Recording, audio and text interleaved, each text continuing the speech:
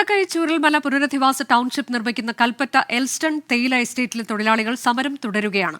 തൊഴിലാനുകൂല്യങ്ങൾ ലഭ്യമാക്കാൻ സർക്കാർ ഇടപെടണമെന്നാണ് ആവശ്യം. ഇന്ന് ഉച്ചയ്ക്ക് ശേഷം ലേബർ കമ്മീഷണറുമായി നടത്തുന്ന ചർച്ചയിൽ പ്രതീക്ഷയർപ്പിച്ചിരിക്കുകയാണ് തൊഴിലാളികൾ. സുർജിത് അയ്യപ്പത്ത് തയ്യാറാക്കിയ റിപ്പോർട്ട്.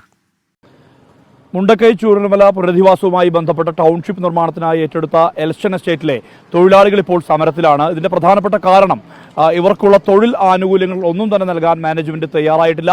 അതുകൊണ്ട് തന്നെ കഴിഞ്ഞ 13 വർഷത്തോളമായി ജോലി ചെയ്യുന്ന തൊഴിലാളികളുണ്ട്. അവർക്കൊന്നും തന്നെ ഗ്രാറ്റുവിറ്റി, പ്രോവിഡന്റ് ഫണ്ട് ഉൾപ്പെടെയുള്ള ആനുകൂല്യങ്ങൾ നൽകാൻ വേണ്ടി മാനേജ്മെന്റ് ഇതുവരെ തയ്യാറായിട്ടില്ല. അത്തരം നടപടികൾ ഉണ്ടാകണം എന്നുള്ള ആവശ്യം ഉന്നയിച്ചുകൊണ്ട് അതിൽ സർക്കാരിന്റെ ഇടപെടൽ കൂടി തേടിക്കൊണ്ടാണ് കൊടികളുടെ ഭേദമില്ലാതെ ഇവിടെ തൊഴിലാളികൾ സമരവുമായി രംഗത്തെത്തിയിട്ടുള്ളത്. ഇന്ന് 3-ാം ദിവസമാണ് ഇത്തരത്തിലൊരു സമരത്തിലേക്ക് തൊഴിലാളി സംഘടനകൾ എത്തിയിട്ടുള്ളതെന്ന് നമുക്ക് കാണാൻ കഴിയുന്നു. ഇന്ന് ഉച്ചയ്ക്ക് ശേഷം ചർച്ച വിളിച്ചിട്ടുണ്ട്. ആ ചർച്ചയിൽ എന്താകും തീരുമാനം എന്നുള്ള കാര്യത്തിൽ വ്യക്തത വന്നിട്ടില്ല. അതിൽ പ്രതീക്ഷ അർപ്പിക്കുന്നുണ്ട് തൊഴിലാളികൾ. എന്താണ് നിങ്ങൾ ഈ ചർച്ചയുമായി ബന്ധപ്പെട്ട കാര്യത്തിൽ എത്രത്തോളം നിങ്ങൾക്ക് പ്രതീക്ഷയുണ്ട്? ഒരു പുതിയ ഒരു അവകാശത്തിന് വേണ്ടിയുള്ള സമരമല്ലത്, പണിയെടുത്ത കൂലിക്ക് വേണ്ടിയുള്ള സമരമാണ്. ഈ ചർച്ചയിൽ ഒട്ടനവധി ജില്ലാ ഭരണകൂടമായാലും ഗവൺമെൻറ്റിനായാലും തൊഴിൽ വകുപ്പിനൊക്കെ അറിയാം. ഇന്ന് അഡീഷണൽ ലേബർ കമ്മീഷണറാണ് ചർച്ച വിളിച്ചിരിക്കുന്നത്. കോടതിയിലുള്ളൊരു കാര്യത്തിന് അഡീഷണൽ ലേബർ കമ്മീഷണർ ചർച്ച ചെയ്തുകൊണ്ട് ഇത് പ്രശ്നം പരിഹരിക്കാൻ സാധിക്കുമോ?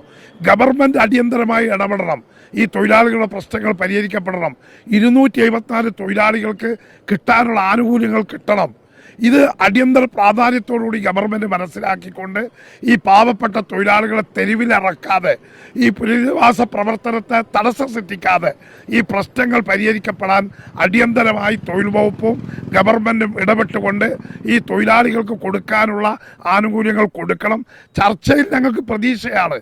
ഇത് പരിഹരിക്കപ്പെട്ടിട്ടില്ലെങ്കിൽ സമരത്തിൻ്റെ രൂപവും ഭാവവും മാറി തൊഴിലാളികളുടെ അവകാശങ്ങൾ കിട്ടാനുള്ള പോരാട്ടം രാഷ്ട്രീയത്തിന് അതീതമായി എല്ലാ തൊഴിലാളി സംഘടനകളും യോജിച്ച് നിന്നുള്ള പോരാട്ടത്തിന് നേതൃത്വം കൊടുക്കും. എന്തായാലും യോജിച്ച ഒരു പോരാട്ടം, അതാണ് ഞാൻ നേരത്തെ പറഞ്ഞ പോലെ കൊടികളുടെ ഭേദം ഇവിടെ ഇല്ല. ഇവിടെ എല്ലാ തരത്തിലുള്ള തൊഴിലാളി സംഘടനകളും ഒരുമിച്ച് നടത്തുന്ന ഒരു പ്രക്ഷോഭം എന്നുള്ള തരത്തിൽ തന്നെയാണ് ഇതിനെ കാണേണ്ടത്.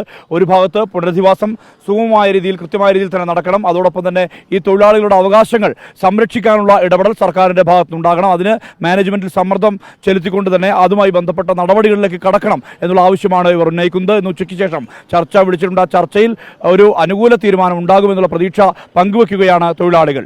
മനു ദാമോദരനൊപ്പം സുർജിത് അയ്യപ്പത്ത്, 24 വയനാട്.